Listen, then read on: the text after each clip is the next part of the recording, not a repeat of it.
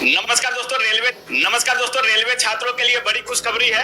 और जो वैकेंसी 5696 थी उसको बढ़ा करके 18,799 कर दिया गया है। खान सर हमारे वीडियो में पहले भी बोलते थे कि वैकेंसी को बढ़ाया जाएगा। जिस तरह से पहले वैकेंसी दिया जाता था, कम दिया जाता था और दोबारा से बढ़ा दिया जाता था, हो सकता है इस बार भी बढ़ाया जाए, लेकिन काफी लोग इसको इग्नोर कर रहे थे। अब वैकेंसी बढ़ गया है तो खान सर के चेहरे पर भी खुशी आप लोग देख सकते हैं। सबसे पहले सर स्वागत है आपका। धन्यवाद। और खुशी की बात है तो जब एक विद्यार्थियों का सपना पूरा होता है तो हर शिक्षक को खुशी होती है। माँ बाप और शिक्षक क्या चाहते हैं, बड़ा तकलीफ से बच्चे आते हैं पढ़ने के लिए। और जब ये 5500 वैकेंसी आई थी तो सारे बच्चे उदास हो गए थे और यही रीजन था कि बहुत कम फॉर्म भरा गया था वहां पर, और अब वो पछता रहे हैं जो नहीं भरे। बिल्कुल सर, पिछले बार जब एलपी की वैकेंसी आई थी लगभग 48 लाख लोगों ने अप्लाई किया था और इस बार 20 लाख भी कांटा पहुंच नहीं पाया है सर। और काफी छात्र अफसोस कर रहे हैं और उनका ये भी मानना है कि क्या दोबारा से भी ऑनलाइन अप्लाई के लिए दे सकता है क्या? इसका तो चांसेस कम लग रहा है कि दोबारा देगा, क्योंकि सारी प्रक्रियाएं पूरी हो चुके हैं यहाँ पे और दोबारा कैसे उसको बढ़ाना पड़ेगा, तो वो तो मुश्किल चीज हो जाएगा। लेकिन आपको याद होगा, हम आप ही के चैनल पे बोले थे जनवरी में कि वैकेंसी बढ़ाएगा। उस समय हमारी एक दिल्ली में बहुत हायर रैंक के अधिकारी से बात हो रही थी, तो उन्होंने हमें बोला था कि सर जो प्रोसीजर होता है उसे अगर हम लोग फॉलो नहीं करेंगे तो फिर अगर कोई कोर्ट केस कर देगा ना तो पूरी वैकेंसी खत्म कर देगा। तो हम आपके कहने पे या बच्चों के दबाव में आके उस प्रोसीजर को हम तो हर हाल में फॉलो करेंगे।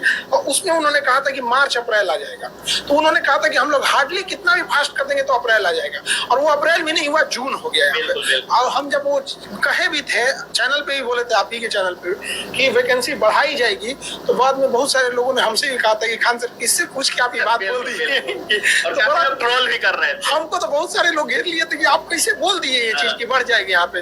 और स्टूडेंट सब भी कहते कि खान सर आप कैसे बोल दिए यहाँ पे पढ़ने के लिए, आप तो बोल दिए यहाँ पे। लेकिन हाँ, ये चीज है कि अगर उसी समय बढ़ जाता तो जाहिर सी बात है कि और भी बच्चे इसमें फॉर्म भरते, तो मतलब क्या है कि सिलेक्शन का और कंपटीशन टफ होता, डिपार्टमेंट को और बेहतर स्टूडेंट मिलते हैं। बिल्कुल सर, जेई की भी लगभग एक नोटिस वायरल हो रही है और एक वायरल हो रहा है सर टेक्नीशियन को लेकर।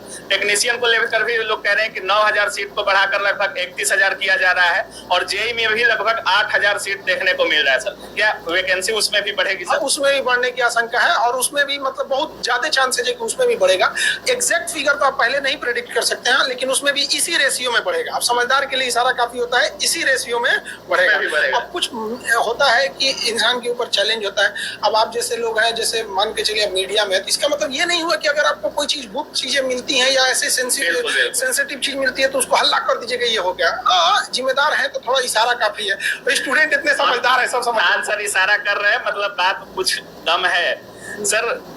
ग्रुप डी भी आना है सर, एनटीपीसी भी आना है, तो नॉन टेक्निकल पोस्ट उसमें वो थोड़ा सा लंबा प्रोसेस में है, वो तो इसके बाद वाले प्रोसेस में है वहाँ पे। तो वो जैसे ही वैकेंसी बढ़ा है लोग अनुमान लगा रहे हैं कि 50,000 प्लस ग्रुप डी की भी आएगी। हाँ, उसमें भी अब आते रहेगा वहाँ पे। अब तो ये तो सिलसिला चलते रहेगा। जब आया था तो सर आप लोग जब मीटिंग में जा रहे थे तो अधिकारी कह रहे थे कि सीट है ही नहीं, 5696 से कैसे बढ़ाए हम लोग, कोई सीट नहीं है। हर लेवल के अधिकारी का अपना एक रोल होता है। अब जैसे आप दानापुर डिवीजन के अधिकारी से आप पूछिएगा, सपोज कि दानापुर डिवीजन में कोई वैकेंसी 200 ही है, तो कैसे कह सकता है कि 10,000 की वैकेंसी आएगी?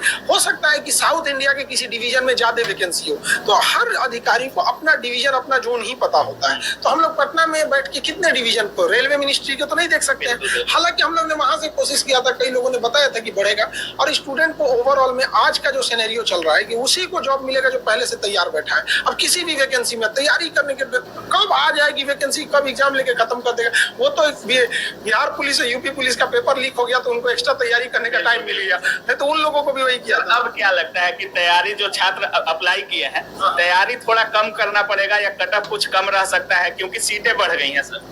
ऐसा नहीं कह सकते कि विद्यार्थियों को पढ़ाई कम करना पड़ेगा, लेकिन हाँ मिड टर्म में सीट बढ़ने से ये फायदा होगा कि उनको उतने बड़े विद्यार्थियों का सामना नहीं करना पड़ेगा। लेकिन एक इससे सबसे बड़ा फायदा ये होगा कि एग्जाम डेट्स जो बहुत ज्यादा एक्सटेंड करते थे, फिर वो नॉर्मलाइजेशन का मैटर आता था और कौन सा ग्रेस मार्क कैसे देगा वो किसी को नहीं पता चलता था। वो इसमें थोड़ा कम होगा क्योंकि बच्चे कम भरे हैं तो ऑल ओवर इंडिया में उसका सेंटर जाता है, तो मुश्किल से मुश्किल 10-12 टर्म में ले लेगा उसको। सर जून और जुलाई में बोला गया था कि एग्जाम भी हो जाएगा एलपी का, अब सीटें जून में बढ़ाई गई है सर। पहले से बता रहे थे कि इतना जो हो, तो कुछ चीजें होती हैं जिसको टालने के लिए बोला जाता है। अच्छा। इतना आप कैसे कह सकते हैं कि मतलब सेंटर खाली होगा? आप देखिए अगस्त में कोई सेंटर खाली नहीं है, तो कई कई बार गवर्नमेंट और रेलवे का भी अपना प्रॉब्लम होता है कि वो जबरदस्ती किसी के घर में घुस के एग्जाम सेंटर तो नहीं बना सकता है। तो जैसे जो एसएससी के प्री प्लान है, जहां उनकी पहले से टेंडर जा चुकी है, तो वो लोग सीट तो दे नहीं सकते हैं। अब मिलता कैसे, 2 दिन जुलाई में खाली है, 2 दिन अगस्त में सितंबर में खाली है, तो इतना बड़ा गैप तो नहीं ना करेगा वहां पे। तो उसको लाइन से लंबा 30 दिन का क्लियर शॉट चाहिए। रेलवे की यही सबसे बड़ा प्रॉब्लम होता है, इतना लंबा स्लॉट नहीं मिलता है। सर 2 चीज आप हमारे चैनल पर बोले थे कि एक वैकेंसी बढ़ेगी और एक रिचार्ज के दाम पर रेलवे बढ़ाएंगे। अब छात्रों के लिए क्या कुछ होने वाला है खान सर की तरफ से? क्लास तो पहले से ही चल रहा है एकदम जेन्युइन फीस में, और हम सारे शिक्षकों से भी कहते हैं कि शिक्षक है, शिक्षक बनिए, व्यापारी मत बनिए। मुंह से बोलने का कितना पैसा लेते हैं? शिक्षक क्या होते हैं, मुंह से ना बोलते हैं लोग। यहाँ पे किसको का घरे से लग रहे हैं। एक डॉक्टर ऑपरेशन करता है तो उसको बहुत सारे इंस्ट्रूमेंट लगाने पड़ते हैं। अंदर किसी का हार्ट टूट गया तो इसमें स्टील रॉड लगाएगा, उसका अपना कॉस्ट आ जाता है। किसी का हार्ट का ऑपरेशन करना, उसमें स्टंट लगना, वही लाखों का आ जाता है। एक शिक्षक को क्या लगता है, एक बार जो बेंच कुर्सी टेबल लगा दिए, उसके बाद मुंह से बोलना है ना। तो शिक्षक को हमेशा सोचना चाहिए कि किसी की मजबूरी का फायदा मत उठाइए। बेहतर है उसे मिनिमम आपका जो संस्था चल सकता है उसी में रख के और कम से कम फी में बच्चों को पढ़ाना चाहिए। और आप लोगों से भी कहते हैं कि थोड़ा आप लोग भी इस मुहिम में आइए, क्योंकि हम लोग गरीब को ऐसे नहीं छोड़ सकते हैं, उसे शिक्षा से वंचित नहीं रख सकते। सर अब छात्रों को करना क्या चाहिए, क्योंकि जो आप बोलते हैं सर फॉलो जरूर करते हैं छात्र, और रेलवे के छात्र तो खास कर सर, क्या कुछ करना चाहिए? करने के लिए क्या है, उनको जो पढ़ाई कर रहे हैं उसमें रिवीजन करते रहना चाहिए। एक गलती कभी नहीं करना चाहिए। लगातार पढ़ते जा रहे हैं, पीछे का भूलते जा रहे हैं। कम ही पढ़ो, बट इतना ध्यान रखो उससे टॉपिक को रिवीजन करने की जरूरत नहीं पड़े। और दूसरा, हमेशा कोई भी एग्जाम का विद्यार्थी वो गलती एक क्या करता है, अगर उसको वो सवाल आ रहा है, वो टॉपिक आ रहा है, तो वो उसके स्टैंडर्ड से आ रहा है। उसको हमेशा उस टॉपिक को प्रीवियस ईयर के लेवल से मिलाना चाहिए कि तुम्हारी तैयारी एग्जाम की स्टैंडर्ड का है कि नहीं है। पढ़ लेना कोई बहादुरी नहीं होती। तो सबको पता है अकबर, बाबर, बीरबल, फिर भी फेल कैसे हो जाते हैं। मतलब प्रीवियस ईयर पर जाना, उसके हिसाब से प्रीवियस ईयर का सबसे बड़ा फायदा क्या होता है ना, कि एग्जाम का स्टैंडर्ड समझ में आता है। और कोचिंग में टेस्ट मारने से भी क्या होता है, एक रेगुलरिटी मेंटेन होती है। लेकिन वो स्टैंडर्ड एक कोचिंग का स्टैंडर्ड होता है। और बढ़ा नहीं पाते हैं छात्र सर। अगर 80 आ रहा है तो 85 करने में काफी दिक्कत हो जाता है। प्रीवियस ईयर क्वेश्चन में थोड़ा सा ज्यादा इसका दिक्कत नहीं होता है। लेकिन ये जो आप बोल रहे हैं ना कि अब जैसे हम कोचिंग है, हमारे पास कोई बच्चा आएगा, हम ठान लेंगे कि हम ऐसा क्वेश्चन सेट करेंगे, भले उसको एग्जाम से मतलब नहीं है लेकिन इसको बनने नहीं देंगे। तो विद्यार्थियों के ऊपर एक मनोवैज्ञानिक दबाव बनाया जाता है कि हमारी संस्था का क्वेश्चन बहुत टफ है। और ये अभी ज्यादा हो, ये बहुत ज्यादा हो गया। व्यापारीकरण इतना ज्यादा हो गया है इस सब चीजों में कि बच्चों को ओरिजिनल गोल से भटकाया जा रहा है। तो क्वेश्चन रिलेवेंट होना चाहिए। अगर हम ये ठान ले कि 100 को क्वेश्चन सेट करें, हम क्या, कोई भी ठान ले, आप ही ठान लीजिए कि 100 क्वेश्चन ऐसा सेट करना है कि नहीं बने, तो ऐसा क्वेश्चन है अवेलेबल, ऐसा क्वेश्चन डालेंगे जो बनेगा नहीं। तो ये इसके शिकार बच्चे हो जाते हैं, फिर वो डिप्रेशन में चले जाते हैं, उनकी तैयारी थोड़ी वीक हो जाती है। सर जैसे आप बोल रहे हैं व्यापारीकरण किया जा रहा है, रेलवे ग्रुप डी तक का भी फी लगभग 20,000 15,000 मार्केट में लिया जाता है सर। और आप कोई भी एग्जाम हो, चाहे यूपीएससी हो, बीपीएससी हो, या जो भी एग्जाम हो, फी काफी कम रखते हैं सर।